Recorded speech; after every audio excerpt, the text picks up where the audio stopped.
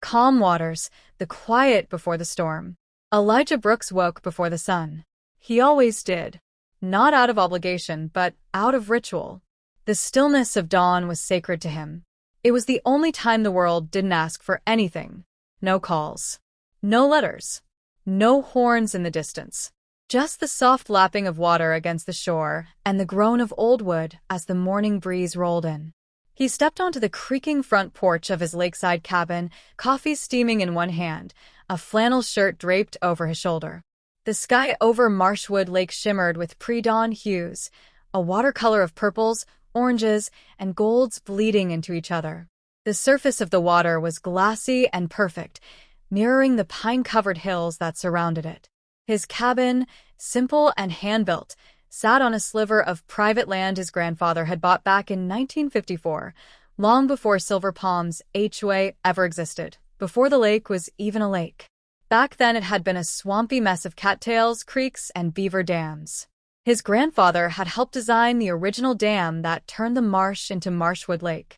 Elijah had grown up hearing stories about land surveys, flood tables, and levee gates.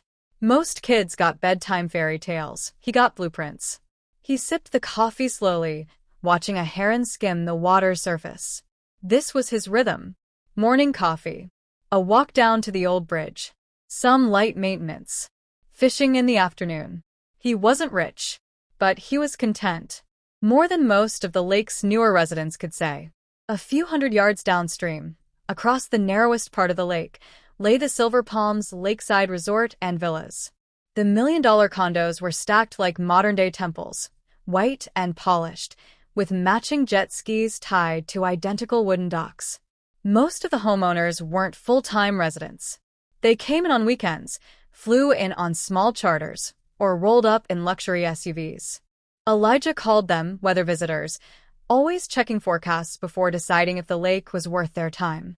Elijah didn't wave anymore. At first he did, but when waves go unanswered long enough, you learn to stop offering them. The only thing that connected both sides of his land was an old wooden footbridge, modest, sturdy, and hand-built by Elijah himself nearly 15 years ago. It spanned a narrow stream feeding the lake, connecting his home to the forest trail where he liked to walk in the evenings. It was part of the land, part of his history. He reinforced it with treated lumber and steel bolts, and even had it quietly inspected by an old friend from the city. Still solid. Still safe. So when the letter came, he laughed at first. A plain envelope